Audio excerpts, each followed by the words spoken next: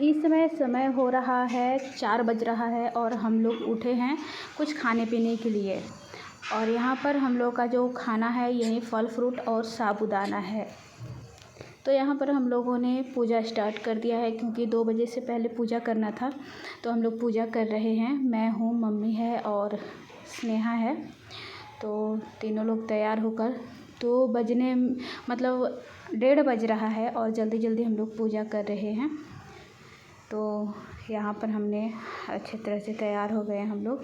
और तीज का त्यौहार जो होता है वो पति की लंबी आयु के लिए किया जाता है। हर सुहागिन औरतें भी करती हैं और जो शादीशुदा नहीं होते यानी कुंवारी लड़कियां भी करती हैं एक अच्छे पति के लिए। यानी कि अगर ये त्यौहार ये व्रत किया जाता है तो एक अच्छा पति मिलता है। और इस व्रत को किया जाता है माँ पार्वती और शिव की पूजा की जाती है, शिव जी की पूजा की जाती है इसमें। जिस तरह से माँ पार्वती ने पूजा करके अपनी तपस्या से शिव जी को पाया था, ठीक उसी तरह से ऐसी मान्यताएं हैं कि गौरा ने यानी कि पार्वती माता ने जिस तरह से पूजा किया था ठीक उसी तरह से निर्जला व्रत किया जाता है। इसमें न तो पानी पिया जाता है और न ही कुछ खाया जाता है, बस निर्जला व्रत यानी कि बिना पानी बिना कुछ खाए। तो आज जो है सिर्फ 2 बजे तक का मुहूर्त है। तो हम लोग 2 बजे से पहले पूजा कर रहे हैं और पूरे तैयार होकर अच्छे तरह से ये पूजा किया हम लोगों ने। काफ़ी अच्छा लगा। और कल के दिन है गणपति पूजा, तो उसमें भी तैयारी करनी है। हल्की फुल्की तैयारी हो चुकी है लेकिन अभी हम लोग पूजा कर रहे हैं और इसके बाद पूजा करके कहीं घूमने जाएंगे। तीज व्रत पे बहुत सारी ऐसी कथाएं भी प्रचलित है और जो कि शिव और पार्वती जी को लेकर है।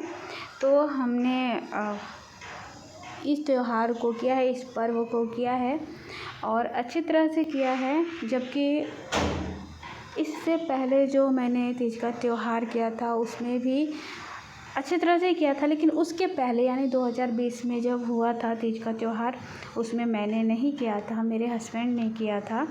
और इस बार हम लोगों ने किया है। और इसमें जो सुहागिन महिलाएं होती हैं वो अपने सुहाग की जो भी चीज़ें होती हैं वो पूरे एक थाल में या फिर किसी भी चीज़ में सजा कर फल फ्रूट भी रखती हैं और श्रृंगार की सारी चीज़ें साड़ी सिंदूर बिंदी बिछिया टीका सब कुछ रखती हैं चूड़ी के साथ। और उसको सबको छू कर और पूजा करती हैं और भगवान से कामना करती है कि मेरा सुहाग हमेशा बना रहे।